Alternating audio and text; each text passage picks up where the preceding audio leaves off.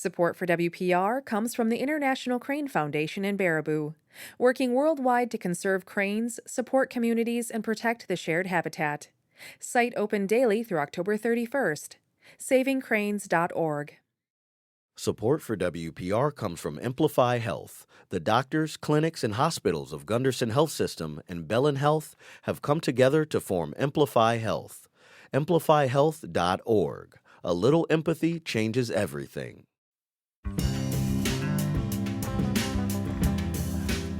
Great to have you with us on WPR News. Larry Mealer here. Excited for the show today. We've got a great new book, pretty recently out, that is a wonderful read. It's titled Back Home, Country Tales Through the Seasons, and we'll be talking with the author, Chris Hardie, coming up pretty quickly here. And I first wanted to mention our Wisconsin Public Radio Spring Member Drive.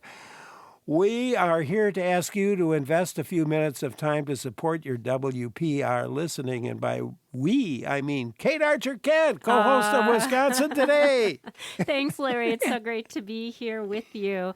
And Larry and I want to say that it is listener support that makes up the largest piece of the funding for the programs you count on. And that's why your gift now during the Larry Mealer Show at WPR.org or 888-202-2552 is so important. Yeah, member drives are an important time to make sure the funding is in place for the news and the information you rely on here at WPR. And your gift funds the Larry Mealer Show as well as all the other WPR shows you value. So give right now at WPR.org or at 888-202-2552. And perhaps reflect on what public radio means. Public radio is listener-supported radio. Yeah, we certainly appreciate all funding streams, but listener support is our largest and most reliable source of funding for WPR. Your contribution, any amount, really matters at WPR.org or at 888-202-2552. And if you ask a WPR member why they give, they'll probably tell you it just feels better to listen to WPR when you do give, when you're a part of it. It feels good to know that you're part of making something special happen. So make that first ever gift of, say, $10 or $20 a month and enjoy the excitement of supporting your Wisconsin Public Radio. Starts with your donation at WPR.org or at 888-202-2552. This drive, 10 Wisconsin Public Radio fans will win a WPR prize pack, including apparel, a mug, a puzzle, other WPR swag. Sustainers, you're automatically entered. No contribution is necessary. You can find all the details at WPR.org/drawing. The easiest way to enter the WPR prize pack drawing is to make a gift of any amount. Here's how. Give at WPR.org or phone 888-202-2552. This is our spring member drive. Larry Mealer here with Kate Archer-Kent. Listener support's our biggest source of funding, and that's why your gift of $10 or $20 a month, or maybe $100 a month, whatever amount you choose, it has an important impact. Supporting Wisconsin Public Radio right now in this moment is a great thing to do with just a few minutes of your time in the midday. All we need is your name, contact information, how much you'd like to give, and how you'd like to pay. And your gift supports the stories and the programs that keep you connected to the world. Give now at WPR.org or at 888-202-2552. And maybe you donated a few years back and you feel like you've done your part. Well, it's your continued support that makes the Larry Mealer Show, all the news, the vibrant classical music on WPR, it makes it all possible today and into the future. If it's been a while since you donated, I donated I like the dramatic pause there. Well, I was thinking about when did I last donate? Yeah. Well, it was yesterday at there you about go. 1:30. Oh, man. If it's been a while since you donated, this is the perfect time to review and renew. Yeah. Or renew at WPR.org or at 888-202-2552. Glad to have you back. Get in on the drawing for a WPR prize pack. 10 lucky winners will get an exciting assortment of WPR gear. Think about all that swag, and you get a Wisconsin State Park pass in that allotment. Your gift of any amount at WPR.org or 888-202-2552. It enters you into the drawing. And sustainers, thank you so much. You are automatically entered, but we do welcome your extra gift. And I would invite you to add the latest WPR T-shirt to your wardrobe as soft and stylish. You look at I Just thought like it was Larry like Mueller. yeah, stylish. Oh my gosh, what a clothes horse I am. Oh man. It's a cool T-shirt, and I know this summer I'm gonna see that T-shirt all over the station. Everybody wears the WPR T-shirts here and elsewhere, and you'll want one. Ask for yours when you give $20 a month or more at WPR.org or at 888-202-2552. I want to give a shout out to Sarah in Madison, who says WPR is vital. Sarah, thank you so much for your support. Join Sarah now with your gift. It's powerful. It really makes a difference at WPR.org or 888-202-2552. And thanks. Thank you so much. We're going to turn our attention now to the book that we're going to be talking about today. I had so much fun reading this book. It's titled Back Home, Country Tales Through the Seasons. And we're talking about it with our author, Chris Hardie. Chris and his wife, Sherry, raised sheep and cattle on his great-grandparents' Jackson County farm. Chris spent nearly 30 years, if I'm not mistaken, in the newspaper industry. He was nominated for a Pulitzer Prize in 2001.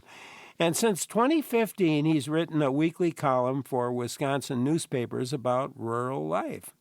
So those newspaper articles have turned into a book. Have you read Back Home? Tell us which stories are your favorite. Or maybe you could share some of your own memories about growing up in a rural part of the state. You can join us at 800-642-1234, or you could email us to talk@WPR.org. Chris Hardie, welcome to the show. Thanks for joining us. Well, good morning, Larry. It's very much a pleasure to be here. How are things going on the farm this spring so far? Well, so far it's actually been an okay spring.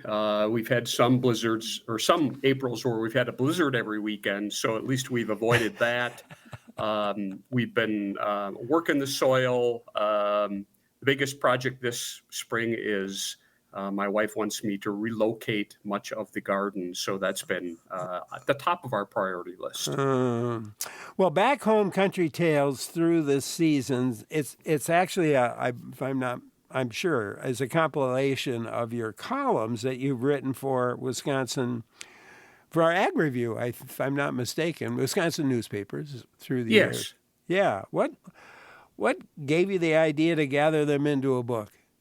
Well, so when I left the newspaper industry full-time in 2015, I became good friends with the editor of the Ag Review, and she said, if you ever want to write a story, we'd be happy to publish it. So a couple months later, I'm out actually cutting thistles with a scythe, and I thought, this is really old school, and so I thought maybe I'll write a story about this. So I did.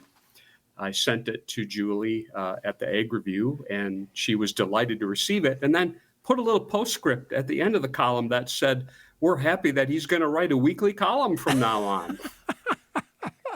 And I said, wait a minute, that wasn't part of the deal. But then I thought, I got into journalism because I like telling stories, and I advanced up the career ladder. But what really made me enjoy the craft was writing stories. And I thought, I could probably do some weekly writing. It'd probably be therapeutic for me. And so I started to write those stories and received a lot of positive feedback from folks all over Wisconsin. A few years ago, I offered the columns up to any newspaper in Wisconsin. I'm the former president of the Wisconsin Newspaper Association, and I felt that that this was a good time to allow them to use those stories. And so I heard from folks all over the state that when these stories would be published. And people said, when are you going to write a book? And so that's kind of what gave me the first idea. Well, it is a great book, I'm telling you. I haven't laughed so loud at times in the book. And actually, I want to get later, we'll get to the very last story in the book, which I actually laughed until I was crying. I had tears coming down my eyes. It was fantastic. There are other times in the book where it's more contemplative, more serious. Sometimes it's sad a bit. And I'm wondering how you're able to put together. I don't know how long those pieces are. There may be, 600, 700 words, something like that? That's a good average. Yeah, that's a good average. How you're able to tell a story, the stories that you tell in that short a time. I mean, we're talking about 2.5 pages. Mm-hmm. Well, it's interesting because I've had a similar question from people say, well, where do you get your story ideas from? And the answer is, I don't know. Because sometimes things happen, and as many stories in the book talk about things happening on the farm, and that's part of daily life on the farm. And we are so connected. This state is so connected to the farm industry, and I've heard from so many people that maybe they didn't grow up on a farm, but they spent time on their grandparents' farm when they were children. And so to me, it's I get a story idea and I sit down, and sometimes it just flows. Sometimes I have to work at it a little bit. But I try to tell the story. If like we were sitting here right now, I like to write the story as if I were telling it to you. And I think maybe that's how I'm able to kind of condense those stories down into succinct points, but also on points where people can relate to. Yeah, well, you certainly do that. Maybe you could talk about, you have an affinity for this land where you live and work. Yes. I certainly do. So my great-grandparents moved to this farm in 1921 is when they came to the farm. They were not the first generation farmers, or they weren't the first farmers. They purchased it from another farmer. But our ancestral farm was about 10 miles away. And my great-grandfather did not get to take over that farm, so they had to start out on their own, and they had to carve out a living on 160 acres, which the farm became larger down the road. But just as they were getting started, they had a barn fire in 1925. In October of that year. Their hay barn started on fire. Nobody knows. It likely was spontaneous combustion from the hay. And the sparks started to spread, and their house started on fire. And they were able to get some possessions out, but they lost their house. Wow. And just as they were recovering from that, then the Great Depression hit. And so that was a little before my time. I know some folks think I was around then, but... But I heard those stories from my great aunt Sarah, who lived in the house when I was a child, and that had a profound impact on me and the story of the family on that farm. Chris Hardie, our guest today, the author of Back Home: Country Tales Through the Season. It's and we're going to get into some of the stories of the book as we move along. And talk with more with Chris. And you can join in, too. The number's 800-642-1234 or email to talk@wpr.org. And we're in our Wisconsin Public Radio Spring Member Drive, so we stop every once in a while. And Kate Archer comes rushing in with her hair askew and say, hey, we got to talk some more. Or something like that, Larry. Something I'll just like go with that. it, Something right? like that. and no, she was here patiently waiting for me to turn to her. I was listening to a cool interview Yeah, about a book, Larry. Yeah, it's a pretty cool book, and Wisconsin Public Radio is pretty cool. Indeed, it and is. our audience is pretty cool. The largest source of our funding for our shows, as a matter of fact, comes from listeners just like you. And this drive is your chance to support all the programs you listen to throughout the year. So I hope you'll take that important step now when you donate at WPR.org or at 888-202-2552. Your gift during this spring member drive is so important, as Larry said, because it directly supports your daily listening. The trustworthy reporting, the thought-provoking conversations. Oh my goodness, all the book conversations that you get here, they're available thanks to you. So choose an amount and then make your gift at WPR.org or 888-202-2552. Yeah, we talk a lot of, we give a lot of advice. So we have that kind of program pretty often. But I love having Wisconsin authors who talk about Wisconsin topics. Mm-hmm. And Chris Hardie has certainly done that in one of the most entertaining books I've read in quite a while. And I love to talk about it because I think I want to encourage people to read it as well and learn more about Wisconsin and what it's like to be on a farm. And here we are, listener supported, and that means when you give at WPR.org or at 888-202-2552, you're putting a vote in for programs like this. Maybe your life's been enriched by it. You make this hour and many more hours possible, though, when you do contribute. So choose an amount that works for you. Take a couple of minutes and make your gift. When you give today, become a sustainer, and as a sustaining member, you'll give an amount, say $10 or $15 a month, that will automatically come out of your bank account or credit card. Your monthly gift will continue until you ask us to make a change. Yeah, and this means we can depend on you the way you depend on us, day in, day out, year in, year out. You're still in control. You can change your giving at any time. So become a member right now at WPR.org or at 888-202-2552. It's time for WPR's 2025 t-shirt. This cream-colored shirt features Wisconsin's beloved symbols. A dairy cow. A honeybee. A wood violet. And Wisconsin Public Radio, of course. Wear your love for WPR on your sleeve. Ask for your t-shirt when you give $20 a month or more. Here's how. Just go to WPR.org or phone 888-202-2552 and make your contribution. Larry Mealer here with Kate Archer-Kent.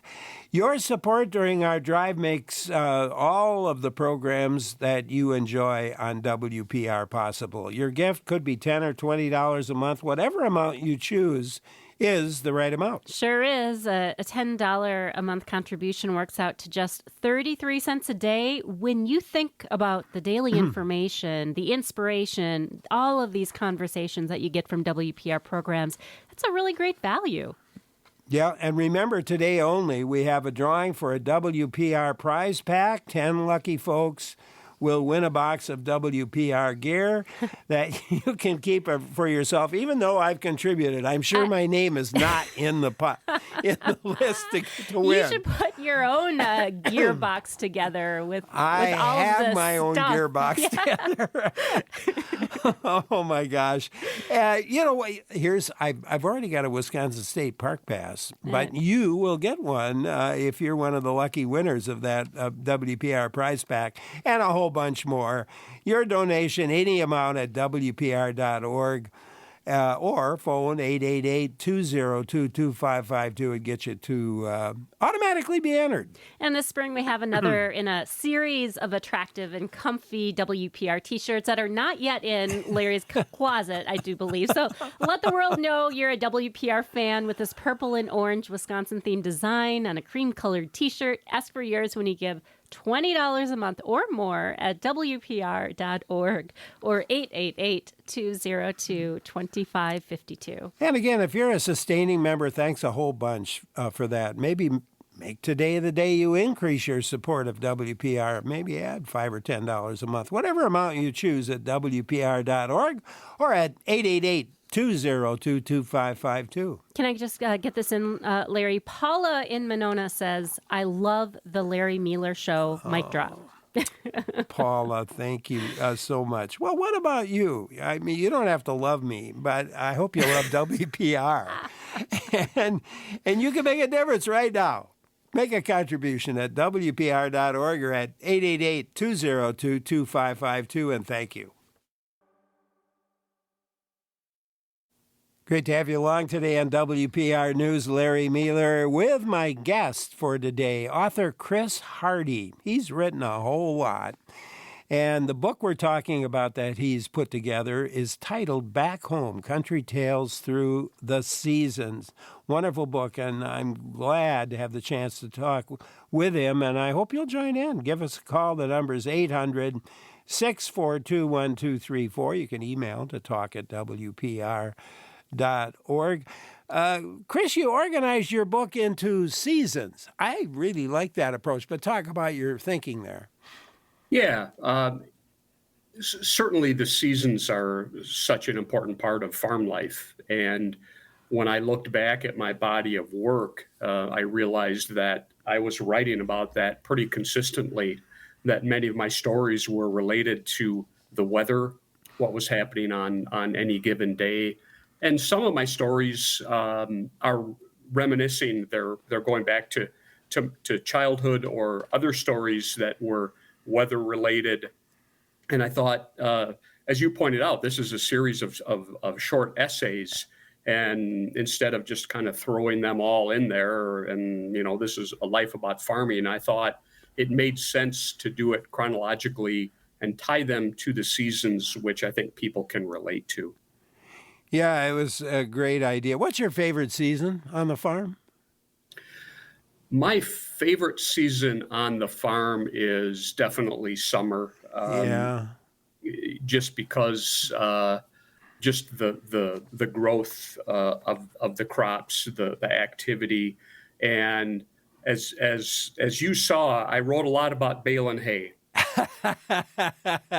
And we're going to get to that as we go down the right. But you started with winter, which I didn't mind at all. You would go winter, spring, summer, and fall. You end on fall. And, I grew up on a farm too. So I milked a lot of cows and baled a lot of hay and everything else. So for me, reading this book was really, I brought back so many memories. And the first story I wanted to talk about was titled The Barn Coat. Yes. Because I had one of those. But tell people, what's a barn coat? So a barn coat is, when you work on a farm, you've got chore clothes. And your chore clothes, I never went and bought a new pair of work jeans and then wore them out to the barn. They would be your hand-me-downs or, your older clothes, or maybe as a kid, it was the pair of pants that you really didn't like, so you accidentally wore them out to the barn. So they would become your chore clothes when they became stained. So the barn coat was an older winter coat of mine that became the barn coat because the pockets started tearing and it started to become stained. And so that was the coat that I wore out to do the chores. And you write about that, and you get into a kind of a, I don't know, would you call it a battle? It was very funny to me. Set of circumstances over time with your dad. Talk about that a little bit. It's so funny. So I had a zipper on this barn coat that would stick, and my dad's solution to everything was his pair of pliers that he always wore because that was his handy dandy tool. And that winter we had. Dad and I had a kind of a series of incidents, let's call them. I was carrying in wood one day, and I dropped a chunk of wood hit him on the nose as he was sitting on the floor in a beanbag chair. So that tells you how many years ago that happened. And a few weeks later, we were out feeding livestock, and he was using his pliers to repair a feeder. And I was throwing hay bales into the feeder, and one got away from me, and I hit him in the back of the head. and so he was the score was I had 2 up on him, and so the zipper on my barn coat is stuck, and I said I can't get the zipper up, and Dad, who had a big deep voice, said, "I'll take care of that." And he grabbed his pliers and he grabbed the tab of the zipper, and he pulled up with all his might. And my father was a very strong man, and unfortunately the tab of the zipper was probably made from recycled beer cans, as my dad would be fond of saying, and it gave way, which meant that my dad's big fist, along with his pliers, came straight up my chest into my chin. Oh, boy. And so I staggered around for a couple seconds and kind of saw lights flashing, and Dad said, "Are you okay?" I said, "Yep, I think we're even." Well, you do write about this at some point. You write about humor. Yes. Near the end, you're talking about it, and I think you say something like, "I learned a long time ago that the safest butt of jokes is yourself." Absolutely. So, nobody can get mad when you make fun of yourself. And I realized that through some self-deprecating humor, that I could tell stories because people can see that they've been in the same situation that you have. And I think that especially growing up on a farm, when you're having one of those days when everything's breaking down and things aren't going well, a little humor goes a long way toward helping you get to the end of the day. Yeah. The next winter story I want to talk about was memories of winter morning milking. Yes. And those brought back some memories to me. But describe what it was like to wake up on those cold winter mornings and go milk the cows. Yeah, so we grew up on a dairy farm, obviously, and you milk twice a day. And in the winter, when it would get 20 below, the only source of heat in the barn was the body heat that came from the cows.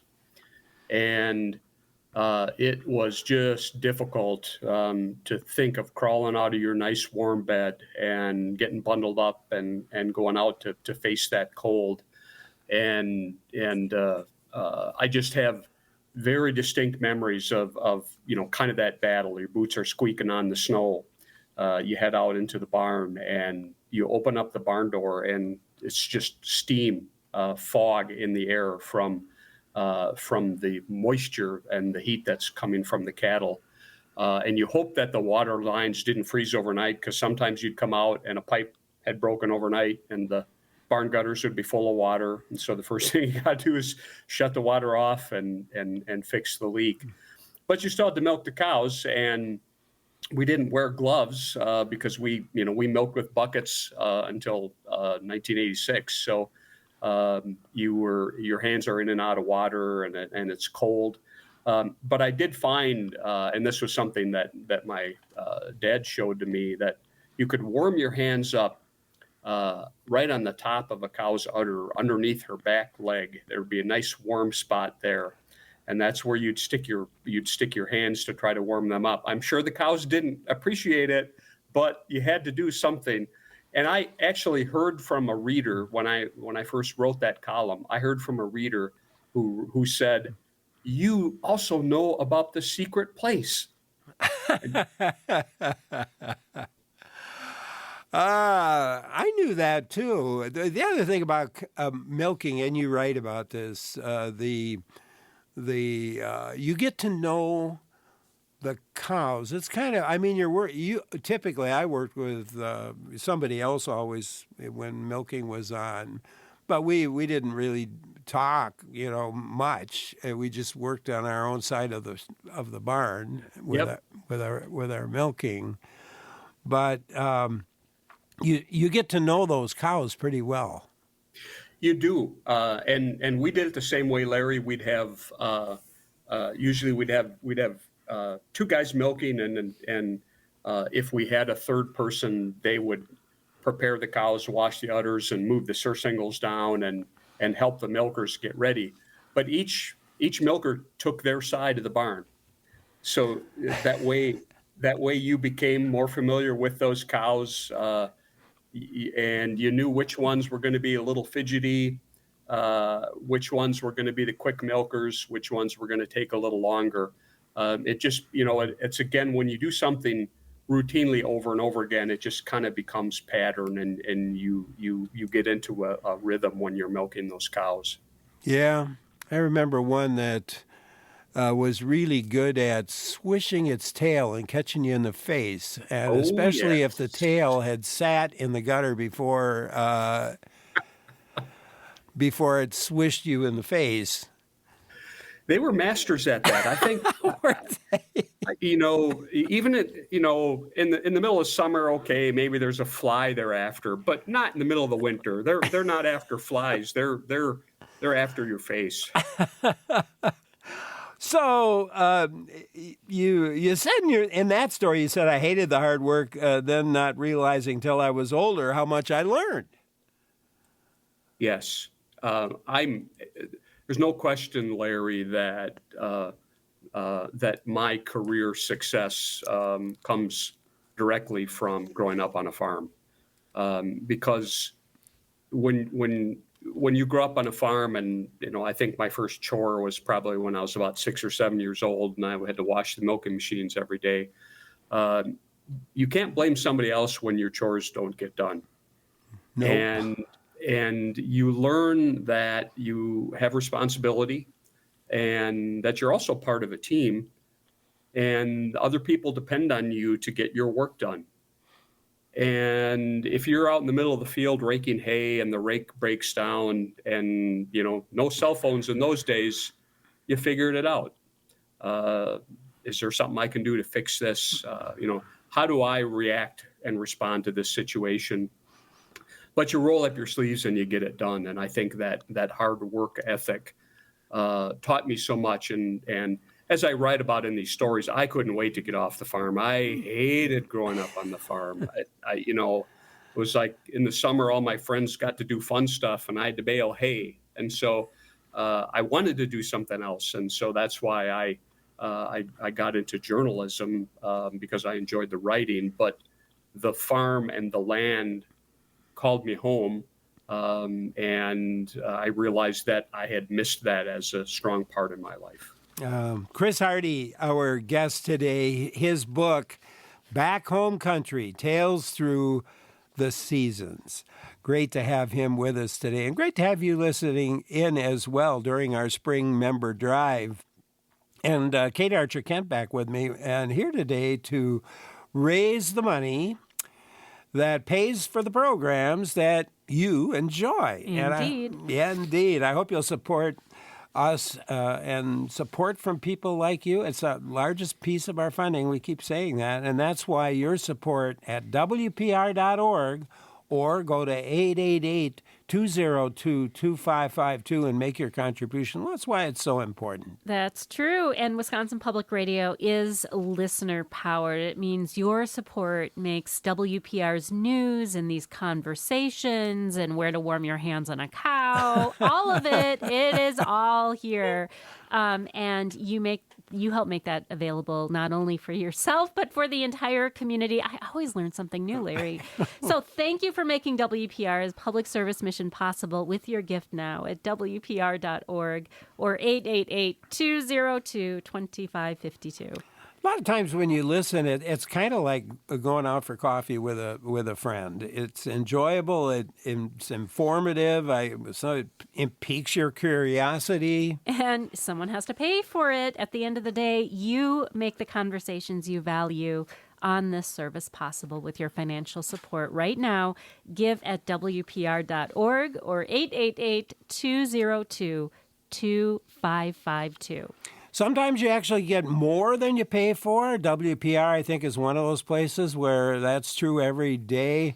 So maybe consider a gift of $2 a day to support the radio programs you love. And you can't buy much for $2, but at Wisconsin Public Radio, $2 a day makes a lot of sense. It can make a lot of the news and the information and these conversations possible. That works out to $60 a month, and you can make that gift now at WPR.org or 888-202-2552. I would say that if you really enjoy public radio and you listen to it even occasionally, if it does something to enlighten you on a certain point of view, then that is value. It's valuable, but nothing in life that is of value is truly free. Being a sustaining member, even if you just donate a small amount each month, what it would cost you for a cup of coffee is really, really worth it if you believe in what they're doing. And I do. I'm John from Milwaukee, Wisconsin. I encourage you to join me in sustaining Wisconsin Public Radio. Thank you, John. Go to WPR.org or phone 888-202-2552 to make your donation during our spring member drive. Larry Mealer here with Kate Archer-Kent. Join in with your gift right now because WPR's essential service is available to you and your community thanks to your support. WPR is, it's in your ears. It's maybe on in your car. It is on in your home. Maybe your home and your car, like me, you listen to WPR a lot. So help pay for the station you enjoy so much. Become a member today. Make the switch from someone who listens to someone who listens and contributes. That you can start with a gift, $10 or $20 a month at WPR.org or at 888-202-2552. And get in on that drawing for a WPR prize pack. 10 lucky winners will get an exciting assortment of WPR swag, and a Wisconsin State Park Pass is in the mix.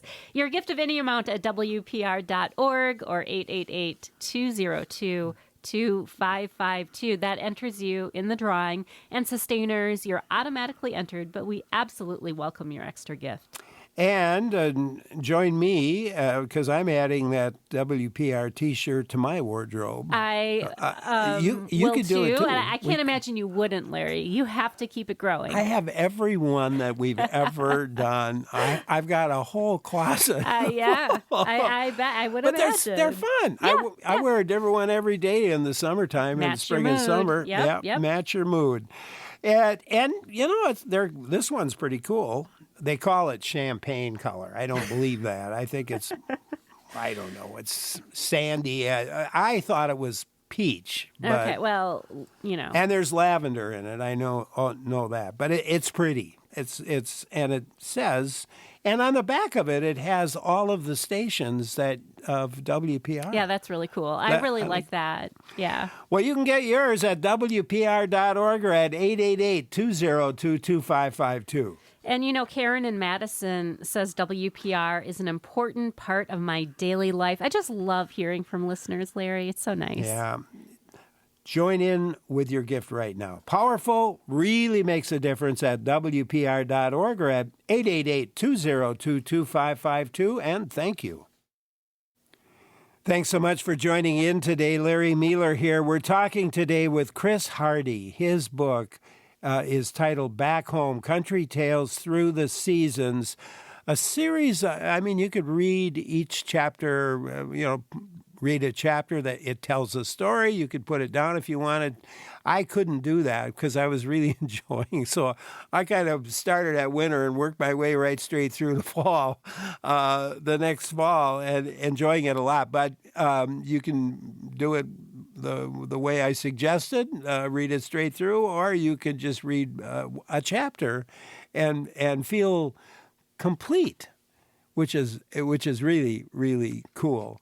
Rosie in Winona, Minnesota has a story for us. We were talking about milking earlier. Rosie, you have a milking story. Well, sort of. We had the standard barn set up where you had the cows on two sides of the aisle, on either side of the aisle, and the gutter went down behind the cows to take the manure away. And when you walked into the barn, you had basically a bridge over the gutter, so you had to you didn't have to step over it. It was just part of it, but there was a tunnel underneath that concrete pathway. And Dad was setting up a new chain system so that he could automate it a little bit better than just physically pushing the manure down all the time. And we were trying to get that chain to go through that underpass.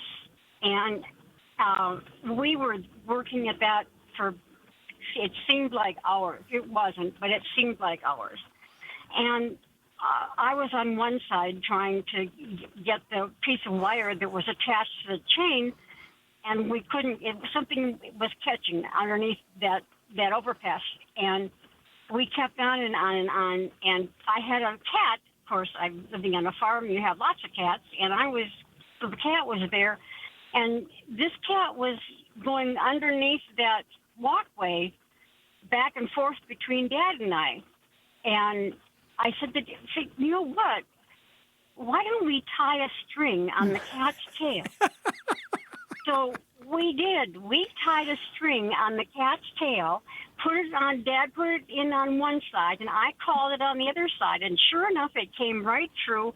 I got the string. We tied the string to the rope to the chain, and we got it fixed in just under a few minutes. Chris? I love that. That's farm ingenuity right there. You got to use the tools at your disposal. And one of the most valuable tools we had on the farm was baling twine. Yeah, it got used for everything. Absolutely. Fixed stanchions, fixed fences, held my pants up, Rosie, that was a wonderful story. Thanks for sharing that. I really appreciate it. Oh man, I want to move to spring in your book, because in spring you there are lots of changes associated with the temperature season, and you created a fifth season. I did. There are 5 seasons in Wisconsin, and the 5th season is the season of smud. Snow and mud.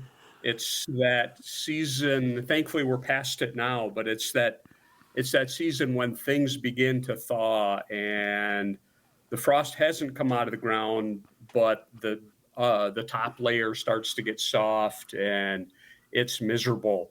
And that caller, Larry, reminded me of when she started talking about the barn cleaner, about the story of smud that I told in the book. So one smutty day, Dad and I are standing at the end of the barn, next to the barn cleaner, just talking. And I had a black lab that would whine. This was before I moved back to the farm, and this lab had to come to the farm. She knew when I put my boots on that I was going to the farm, and she loved to run and play. Dad and I are standing at the end of the barn, and underneath the barn cleaner was a large pool of what I called in the book liquid organic matter.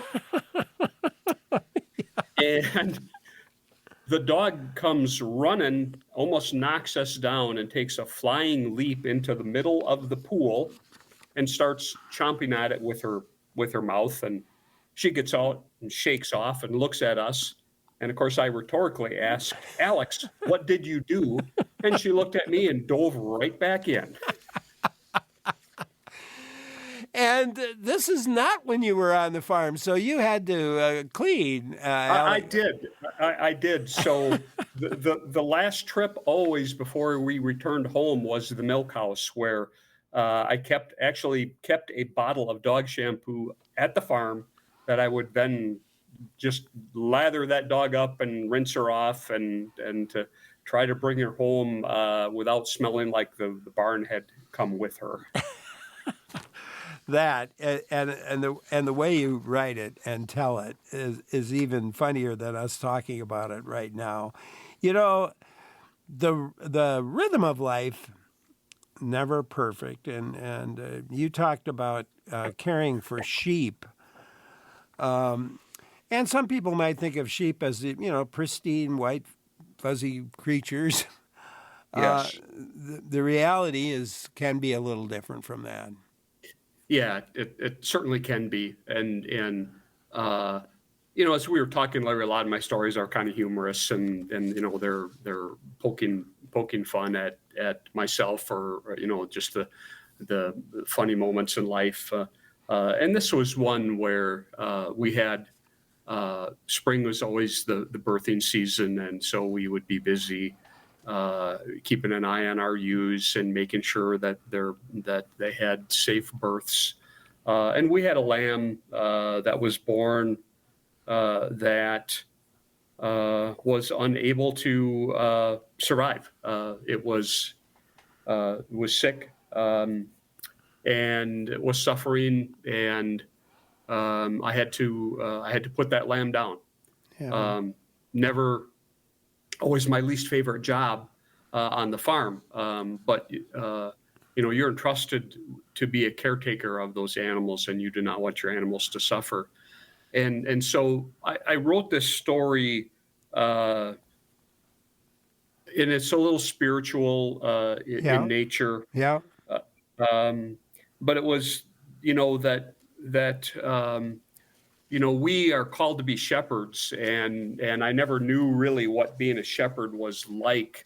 A lot of references in the Bible to that until we became shepherds of our own sheep and kind of realized that sheep do answer your call and they do follow you. And when you're a shepherd of the sheep, you have this enormous responsibility to take care of the flock. And it was a somber moment for me because it's a light, we had a birth and then we have a death. And I tried to put some perspective on that's a little like life. We go through good times and we go through bad times. But the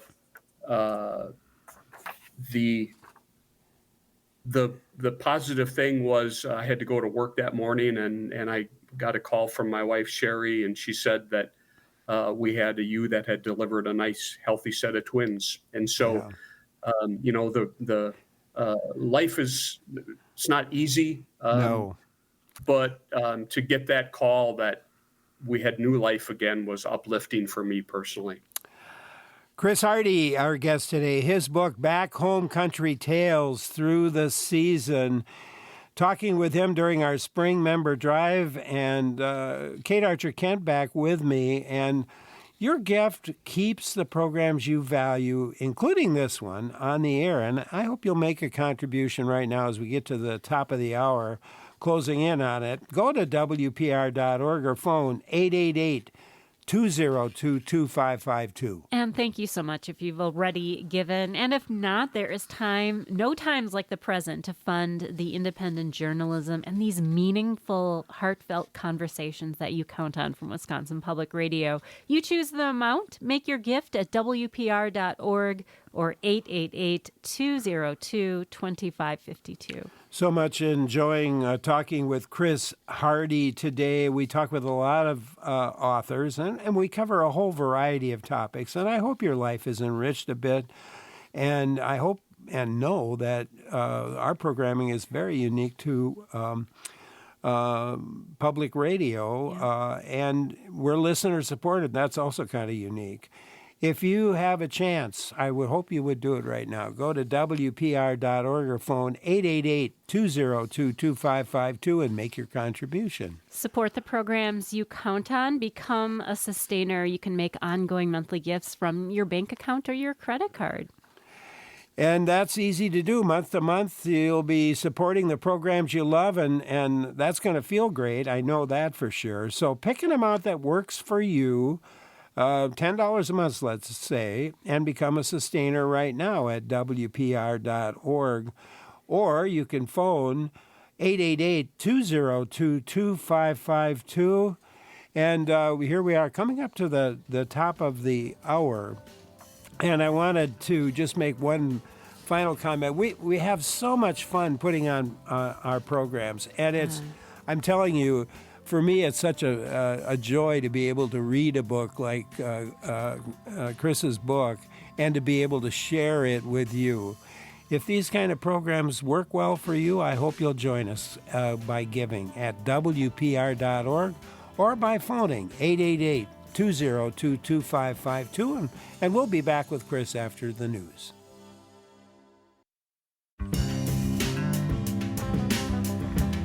Great to have you along today on WPR News. Larry Mealer here. We're talking with Chris Hardie about his wonderful book, Back Home, Country Tales Through the Seasons.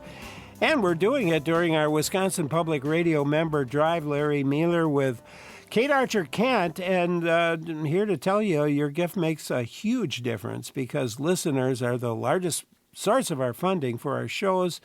So I hope you'll step up and be counted as a supporter with your gift right now at WPR.org or at 888-202-2552. Yes, please step up. Member drives, they are in a really important time to make sure the funding is in place for the news and the information you rely on from WPR. Your gift funds the Larry Mealer Show, as well as all the other WPR shows you value. So give now at WPR.org or 888-202-2552. Funding for public media has certainly been in the news recently, and we want you to know that while all funding is important, voluntary listener contributions make up the largest and most reliable source of our funding. That means your support is vital to keep Wisconsin Public Radio on the air. Now that you know how important you are, make your gift at WPR.org or 888-202-2552.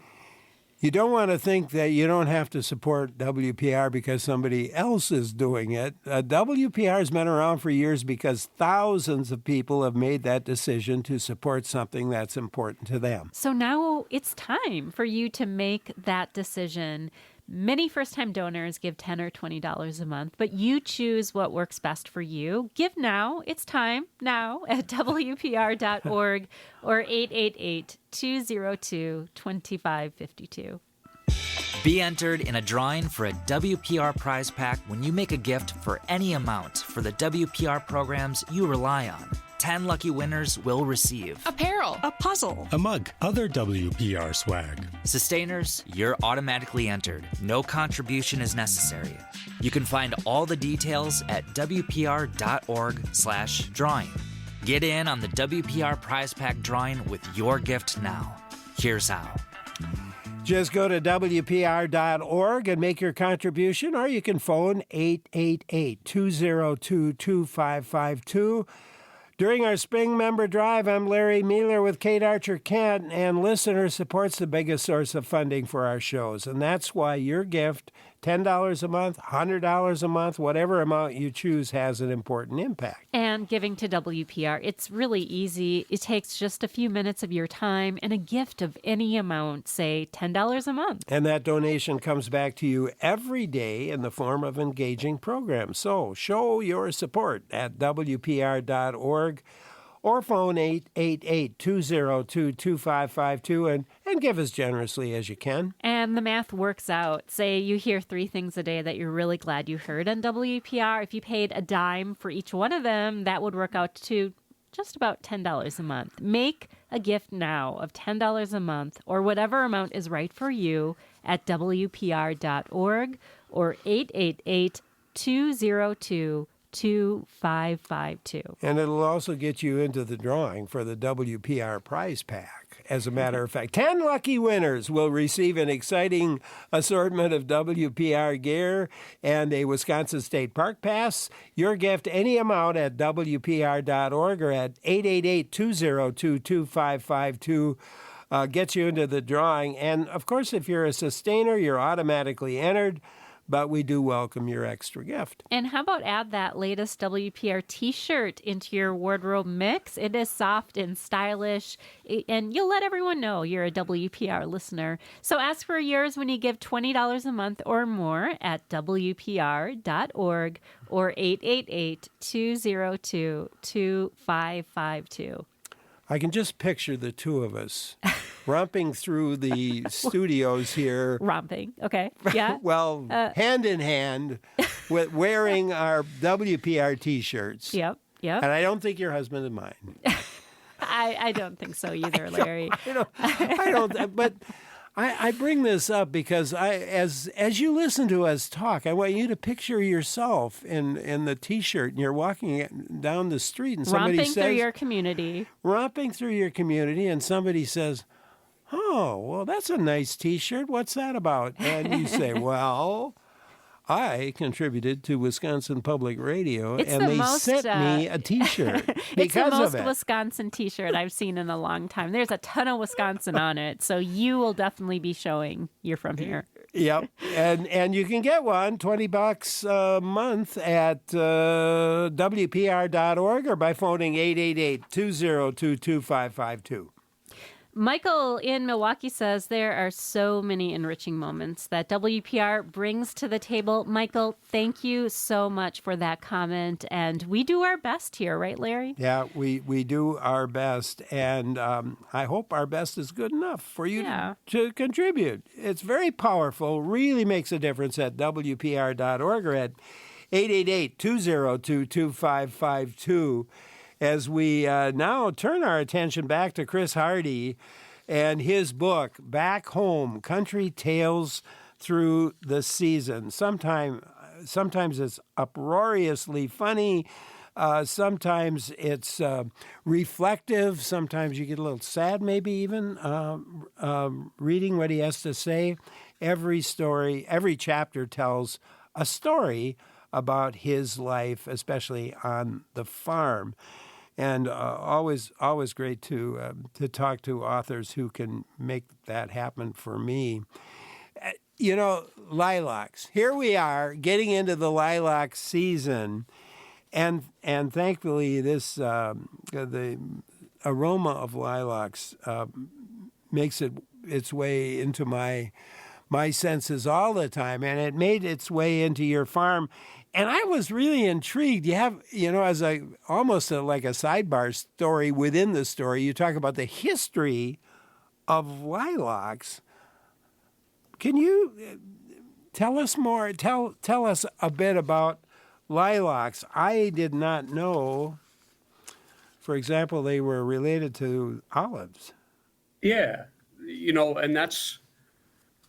So the story about lilacs, and you just captured it, Larry, that smell of lilacs to me is the essence of spring. I mean, that's usually on our farm mid to end May. Yeah. And some years we don't get lilacs because we get a hard frost and it wipes them out. So I appreciate the years when we get them. And the stand of lilacs that we have, I dug up from an old homestead that we used to own and transplanted them. And when I was writing about lilacs, I do try to be informed when I write. And so I thought, what's the deal with lilacs? I know they're really hardy. You can dig them up and just a shred of root and they'll take.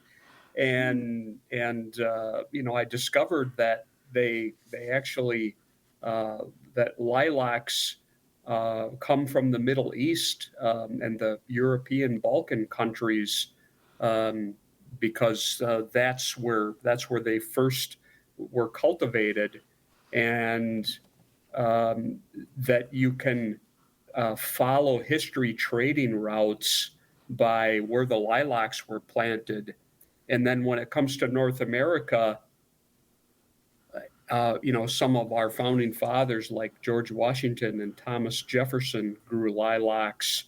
And, when you drive around the countryside and you see lilacs maybe in the edge of a field or something like that, chances are there was once a homestead there, because they last for generations and generations. And they had to have been planted. Yeah, they had to have been planted. They're not native. So you know that somebody took the time to plant them. And I thought your comment that lilac is the word lilac is a Persian word, means bluish, which I thought was pretty cool as well.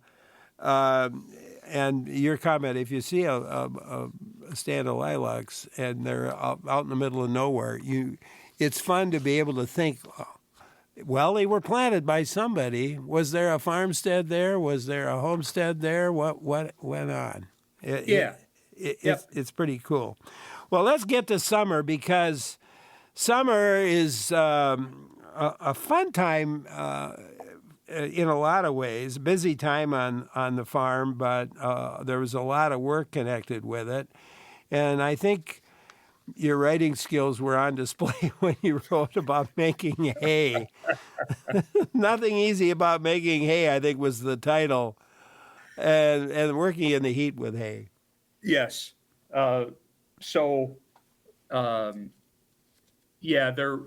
This was one where I definitely had fun. And you did indeed. Yeah, this was putting up small square bales. That's how I grew up on the farm, and I still put up small squares when we moved back to the farm. A lot easier to feed a small flock of animals, not having to deal with moving big bales with tractors. But there's a lot of labor that becomes involved in putting up small square bales of hay.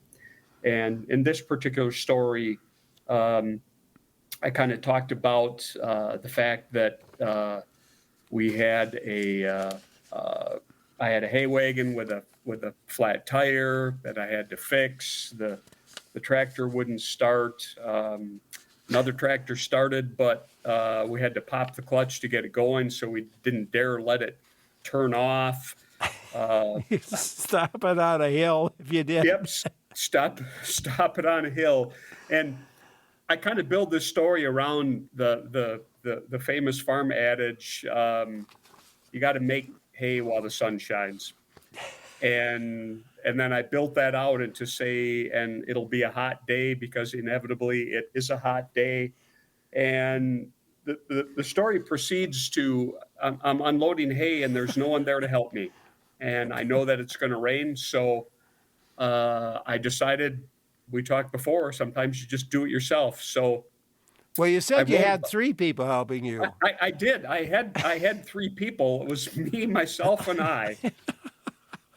And the 3 of us got into an argument about who was I think it was it me or myself that was slacking off? I can't remember, but it was just a fun way of kind of poking fun at myself, and got me thinking about the old days when we used to have a lot of us unloading hay, and maybe it was the heat that got to me. I'm not sure, Larry.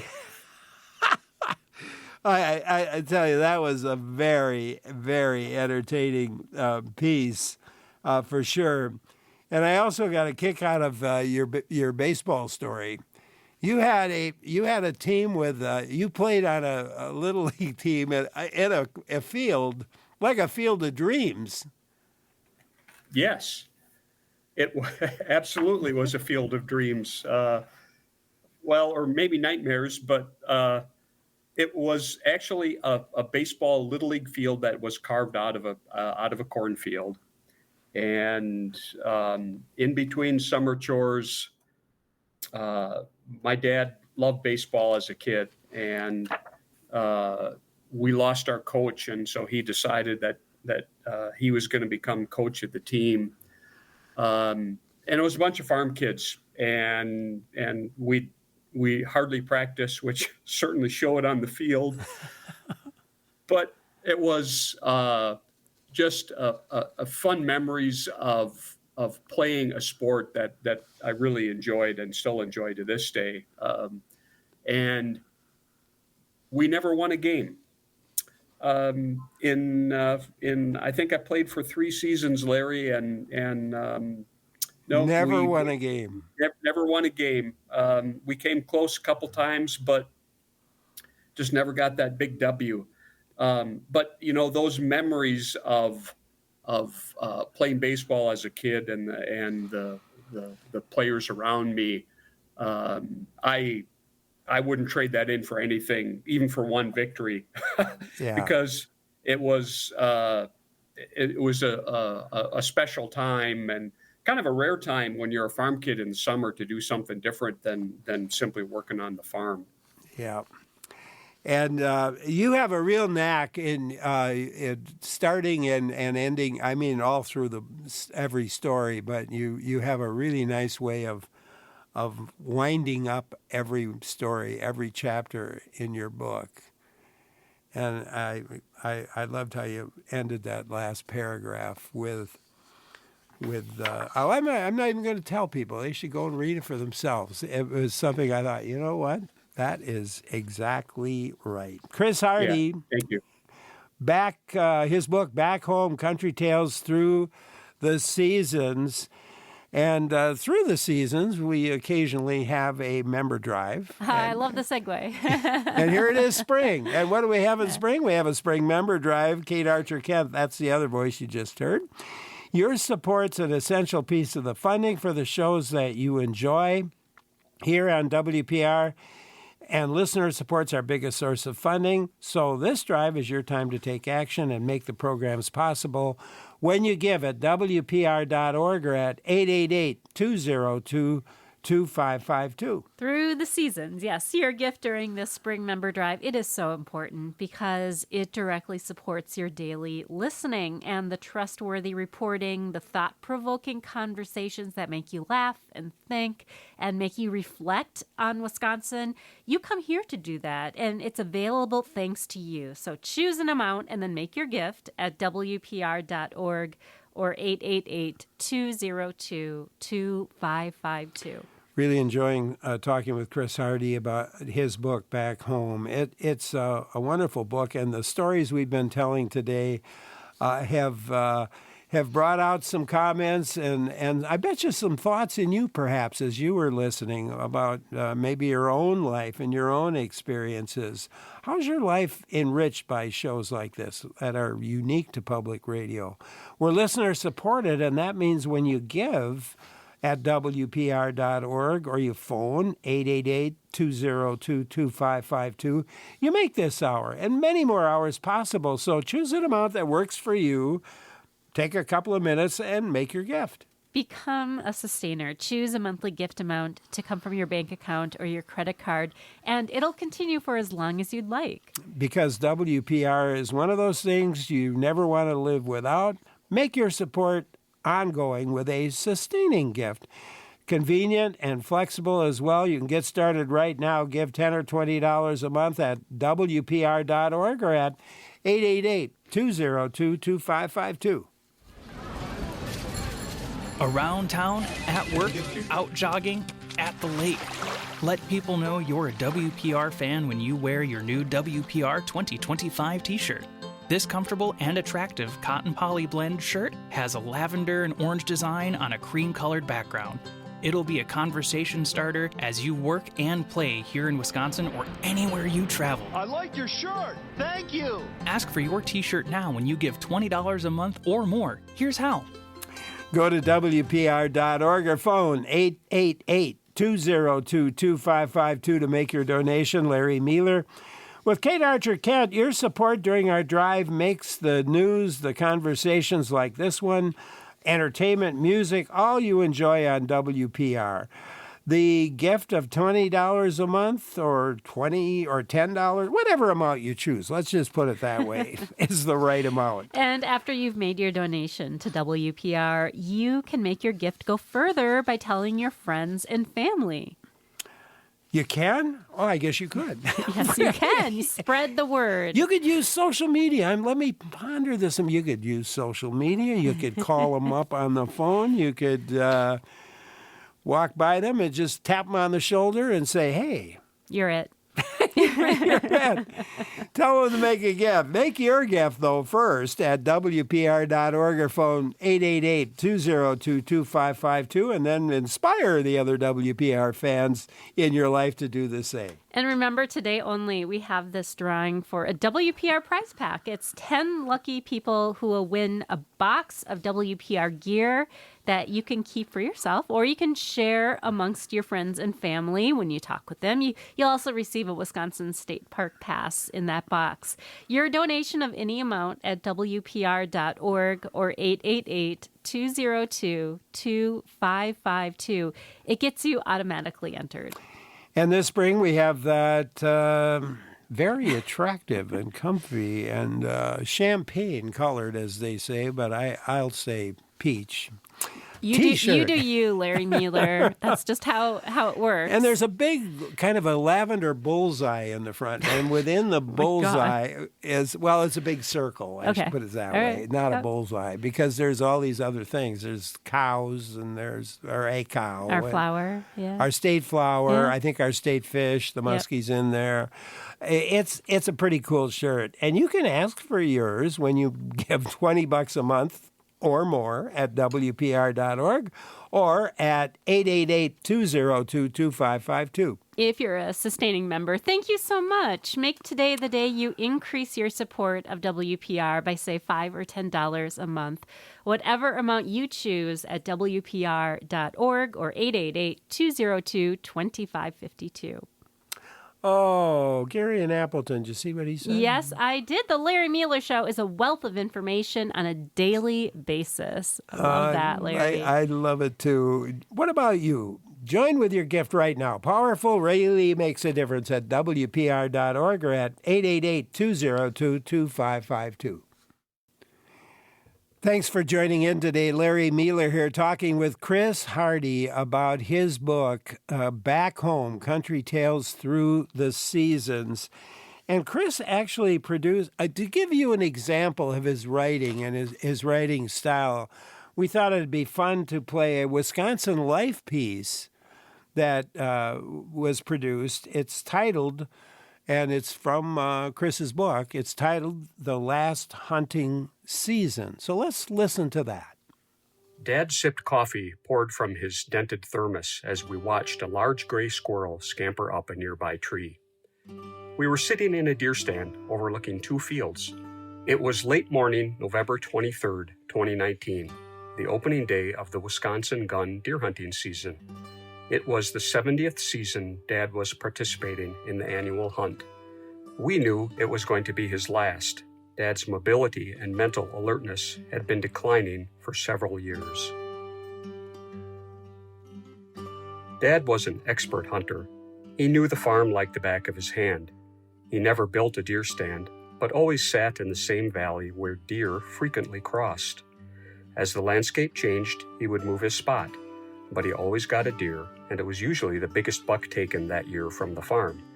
Over the past 4 or 5 years, Dad hasn't gotten a deer. He never even took a shot, but it was still important for him to be in the woods, especially on opening day. We didn't want him hunting alone.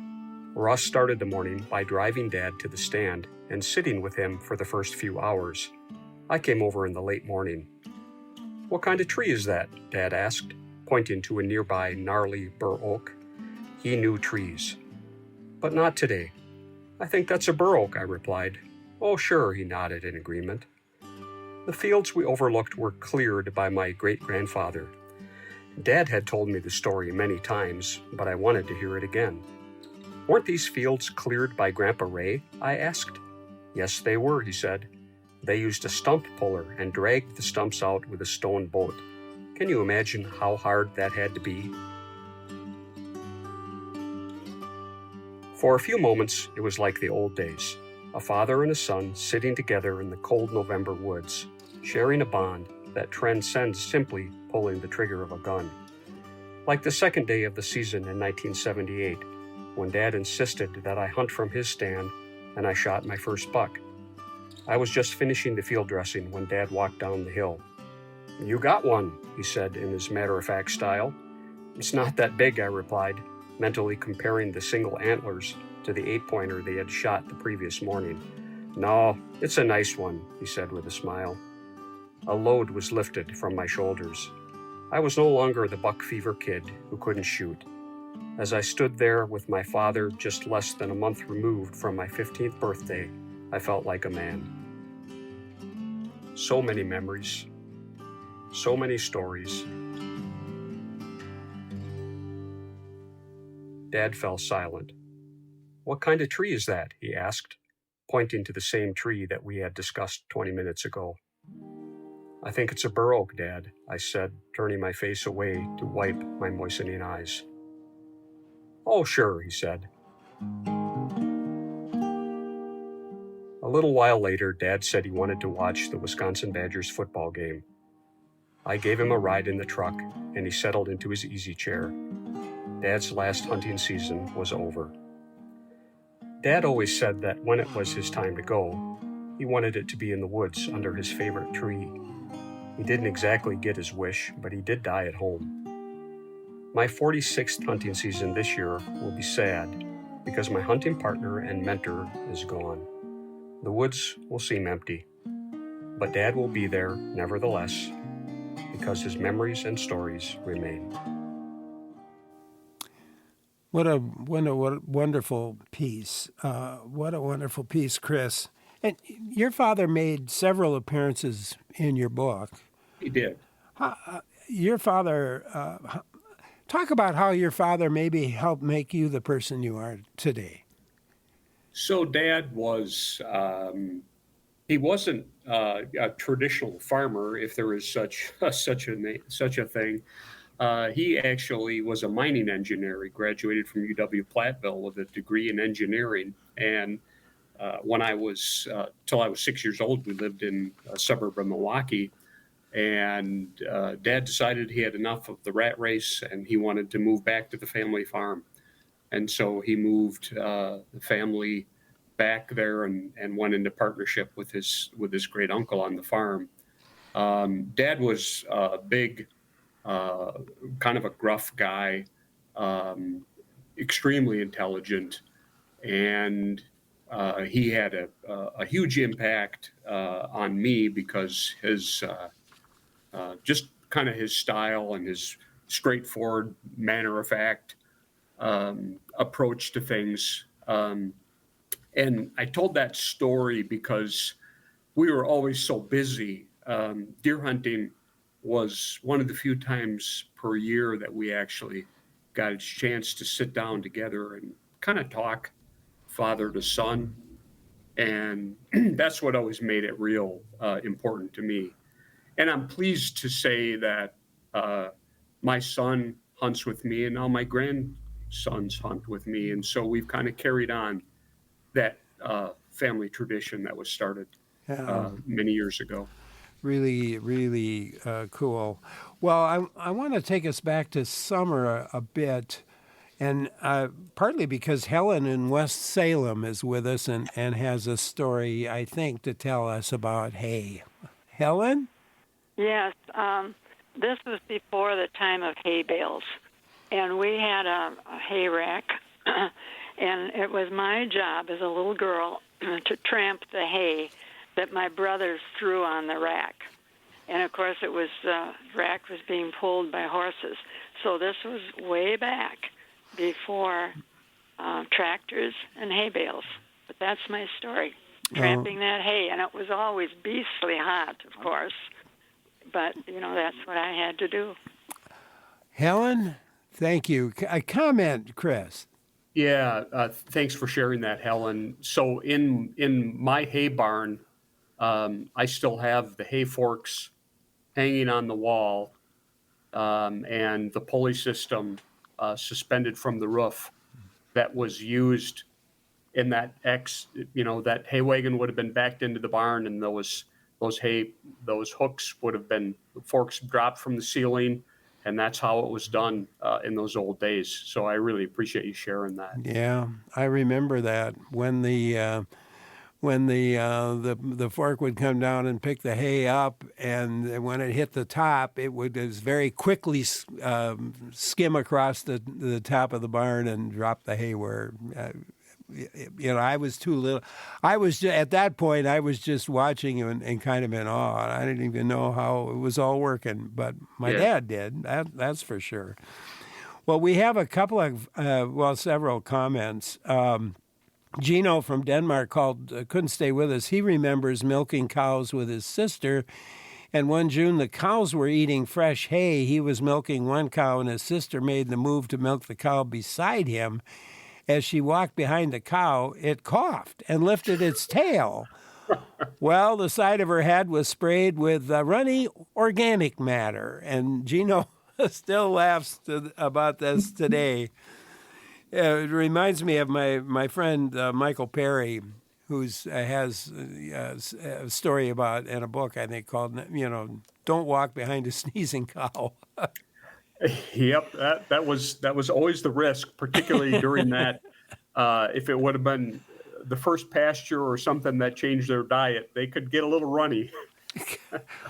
And another relating to one of the other stories we were talking about, lilacs, Mike emailed us and says, one spring, a contractor dug up a lilac bush at the corner of his house. The basketball-sized root ball lay off to the side in the hot sun all summer. In the fall, Mike planted it, and it's been thriving ever since. I knew they were tough plants, but boy, that's the ultimate test. Oh man, that is such a great story to go along. And you can join in too. The number's 800-642-1234, or you could email us. The email address, talk@wpr.org. We'll turn our attention for just a couple minutes to talk with you about the Wisconsin Public Radio Spring Member Drive, because Kate Archer-Kent's with me again. And Hello. Oh, it's good to see your smiling face, always. I'm enjoying the conversation, Larry. I am chilling and listening to Larry Mueller Show. Wasn't that a cool piece? That was really neat. Oh, I just started tearing up. But that's what you do when you listen to WPR. You get these moments where it just goes right to the heart. I love it. And right now would be a good chance for you to consider your heart and consider supporting the programs that you enjoy. You can give now at WPR.org or at 888-202-2552. Here's the thing. WPR is listener-powered, and it means your support makes WPR's news and these conversations and all the weekend fun available, not only for yourself, but the entire community. So thank you so much for making WPR's public service mission possible. And just cheers to you with your gift now at WPR.org or 888-202-2552. Probably found yourself maybe kind of hovering near the radio or your phone app, drawn into a great discussion. You need to get somewhere, but that discussion is maybe too interesting to ignore. Maybe you appreciate the host questions and the guests' knowledge. Yes. Yeah, I've done it many times. WPR is your source for compelling conversations, so support it now with your gift at WPR.org or at 888-202-2552. Here's the thing. Everyone should make the gift that works for them. And for you, that might be a gift of $100 or $200 a month. Maybe that's what you pay for streaming services or your family phone plan. Listening to WPR is something you do every day, so put a value on it, like the other things that are important to you. Just go to WPR.org or phone 888-202-2552. I'm Margot Potacek, and I'm from Madison, Wisconsin. And I'm Betty Potasek from Madison.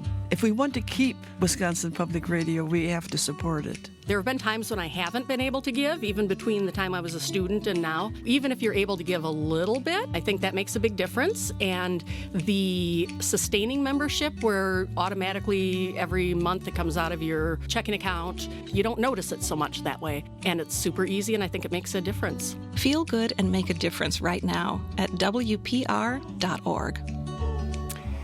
That's right. Go to WPR.org or phone 888-202-2552 and make your donation during our drive here. Larry Mealer with Kate Archer-Kent. Join in with your gift right now because WPR's essential service is available to you and your community, frankly, thanks to your support. And if you've never given to WPR before, we're especially talking to you in this moment, in this drive. We have other ways of contacting our existing members, but the best way we have to contact you, the listener who hasn't given yet, is through these drives. And if you've been listening for weeks, maybe months, years, and haven't donated before, let's make today the day you become a WPR member. You'll feel great when you support the station you rely on, and WPR programs will benefit certainly from your contribution. Give now at WPR.org or at 888-202-2552. Be sure to get in on that drawing for a WPR prize pack. 10 lucky winners will get this assortment of WPR gear straight from Larry Mealer's closet. No, that's not it. Not it at all. I should autograph a few. You should. Your gift of any amount at WPR.org or 888-202-2552. It enters you into that drawing. There is a Wisconsin State Park Pass in that prize pack. Sustainers, we appreciate you so much. You're automatically entered, and we absolutely do welcome your extra gift. Now, that's a drawing, and there's 10 chances, but there is one sure way to get some WPR swag. Sure is. There sure is. That WPR T-shirt is soft and stylish. It looks great, and you can ask for yours when you give $20 a month, and we'll send you one for sure. At WPR.org or at 888-202-2552. How about become a sustaining member while you're at it? It is really easy to start. You're going to make ongoing monthly donations from your bank account or credit card. Get started now at WPR.org or 888-202-2552. And in relation to that, Mike in Egg Harbor said, I've been listening to WPR since 1963, and it's an honor to be a sustaining member. Thank you, Mike. That's awesome. How many years has it been for you, Larry, on the air? 55-ish? 57, I think. 57. Okay. Yeah, I think it's 57. Wow. So that's a lot of time. That's so good. I love it. I don't know how many thousand shows that is. I have to do the math on that. I'll do maybe... Think of all the material. Oh, my goodness. 250 shows a year times 2 to 3 topics a day. Wow. 13,000? Something like that? I don't know. Anyway, it doesn't matter how many times I've been on the air. What does matter is that you are listening to us on the air. And I hope you'll come forward with a gift right now. Very powerful, really makes a difference at WPR.org or phone 888-202-2552 as we talk today with our guest, Chris Hardie. Chris's book, you got to take a look at it and read it. It's Back Home, Country Tales Through the Season. He is a really good writer. And Madeline in Oneida, on the Oneida Reservation, has something for us. Let's go there. Hi, Madeline. Hello, Larry. I love your show. Thank you. But anyway, I was born and raised in my parents' farmhouse located on Moore Road in the heart of the Oneida Reservation. And the lady that talked about leading the horses and the hay wagon brought back memories because that was my job when I was a little girl. Someone would holler and tell me to bring the horses forward, and the rope with the fork in the hay would pull the hay up to the ceiling of the loft, and it would glide down to through the middle of the barn, and then they would pull a rope and it would let the hay go. Yep. And someone would holler and tell me when to stop the horses. My mother had a beautiful flower garden on both sides of the driveway, and that included 2 large lilac bushes. So all those things those people were talking about, bring back beautiful memories. Oh, Madeline, thank you. Chris, you've had the book out since last year. Yeah. And you've talked to a lot of people who've read the book. I have. Do you get that kind of experience? I mean, Madeline so eloquently talked about her own memory. Yeah, that's and thank you for sharing that, Madeline. That is exactly the kind of reaction that I get from people, because sometimes it brings back a memory they hadn't thought about for years, and all of a sudden they say, "I remember when that happened." And like I said earlier, so much of our state's history is tied to our farming community, and when you think back. 75, even 50 years ago, we had a lot more farms dotting the state, and so many more people that grew up with that environment. It's just built into our culture. Yeah. Marty in West Salem, let's give you a chance. Hi, Marty. Hi, Larry. I love the show, and I love your guest because I'm a personal friend of Chris and Sherry and the whole family, so it's great to listen to your show today. I can't wait to buy Chris's book, and I probably should have already, and hoping to recognize some of the stories. As maybe there's a story or two about a woodchuck and his dad and something of that nature. Maybe that's a sequel that'll come. But one of the things that Chris and his family has always done is just been great friends, but also allowed me to come out there and create my own memories. And I knew his dad, Bob, and his dad was very similar to my dad, and I recently lost my dad in February. And 1 year, because I'm from Iowa, I never had a chance to deer hunt with my dad. And 1 year in my dad's later years, I had the opportunity to take him out there and go deer hunting. And it was just, we never shot a deer. We just spent the whole day together. So to hear Chris talk about that, to know his dad, to know the type of people they are, to just be able to create my own memory, and probably not a book in the future. It's very meaningful to me and very relative. I love hearing Chris talk about his dad because it's very similar to the way I grew up. So keep telling your stories, Chris. I can't wait to read the rest of the book. Oh, Marty, thanks so much. Chris, a comment? Yeah, thanks, Marty. It's all about making memories and making those connections. And I look forward to talking to you when we see you the next time. Yeah, thank you so much for that call. There are other stories that we haven't talked about that we still have a couple of minutes anyway to talk. So you have a piece on fall titled "The Alluring Nature of Autumn." Yes. Talk about what autumn means to you and what you write about. So this story was, again, we talked earlier about where their stories come from. And this story came from during my commute to work. I drove past an abandoned barn, an abandoned farm every day. And it was just, kind of became part of the scenery. And this was an early October day, and this kind of faded red barn sat on just a spectacularly colored hillside. And it was one of those moments where I stopped the car and pulled over to the side of the road to get out to take a picture because it was just so, the lighting was just absolutely gorgeous. And that picture then inspired me to write about autumn. And it's, for me, autumn is, I usually get a little melancholy in the fall because when the trees start to turn and the days grow shorter, it kind of reminds me of my own mortality. And I think about all the things that I didn't get done that year.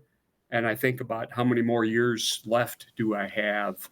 And so I wrote about how fall and it's, and the beauty of nature and some of that sadness, but also a little bit about how we should take the time to enjoy the time and the solitude and the beauty that fall brings us. Yeah, it was a lovely piece. We I want to go back to that final story, and I've enjoyed so many of your. I enjoyed all of the pieces, every chapter, but I really laughed till I cried at that final story in your book, titled "Full Moon Faux Pas." Yes. Which is about a supermoon and your ram, Fergus, your ram. And I don't even know if I'm not sure I want it. It involves, well, let me put it this way. It involves you losing out at night.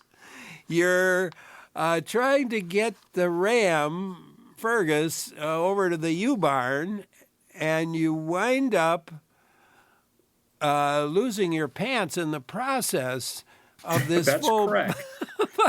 While there was a supermoon, that's all I'm going to. I'm not even going to let you describe any more of it because I want people to go read it because it would just take away from the hilarity. There is no way you can read that chapter and not just laugh out loud, or like me, laugh until you cried. And Chris, it has been a real pleasure. Thanks. Been so much fun talking with you today. I really appreciate it. And thank you very much for being with us today. It's always a delight to find a book like this and an author like you. So thank you, Chris. Thank you, Larry. I appreciate the chat and the conversation. Chris Hardie's book is titled Back Home, Country Tales Through the Seasons is the subtitle. But Back Home, Chris Hardie, you're going to find it. I hope you get a chance to read it. And you might even go immediately to that last chapter. You want a really funny story. And you'll like it. And I think you'll like Wisconsin Public Radio, too. And I think you probably like Kate Archer-Kent. She does a great job in the morning with her show. And here she is, taking some time out of from her own work to come and talk with me and with you about our drive. And, you know, you always hear something interesting, I think, when you tune in. To the Larry Miller Show. Well, to your show, too. But, you know, for both our shows, for all of our shows, it's listener support. Listeners provide the largest source of our funding. And when you give, Wisconsin Today and the Larry Miller Show, when you give, those shows and all of our shows are made possible. So go to WPR.org or phone 888-202-2552 and make your contribution. And thank you so much if you've already given. And if not, there is no time like the present to fund the independent journalism and these meaningful conversations that you can count on from Wisconsin Public Radio. You choose the amount and then make your gift at WPR.org or 888-202-2552.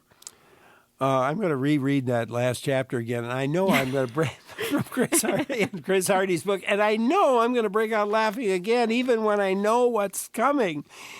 Your life's going to be enriched if you read that book and read that chapter in particular. This kind of programming, I think, is a bit unique. And it's listener supported, and that makes it even more unique in so many ways. And when you give at WPR.org or 888-202-2552, you make this hour and many more hours possible. So please choose an amount that works for you. Take a couple of minutes and make your gift.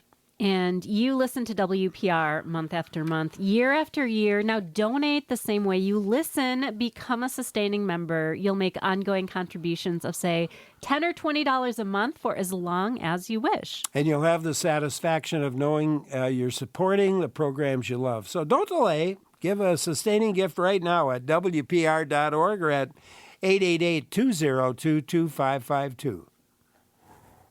And thank you so much for being a WPR listener. And thank you to everyone who is already a member. It is listener support, your support, that makes WPR this unparalleled resource in Wisconsin and beyond. Yeah. You know, you've got WPR. Maybe you've got it on your radio. A lot of people have it right in their phones on the app. Support it now. Make WPR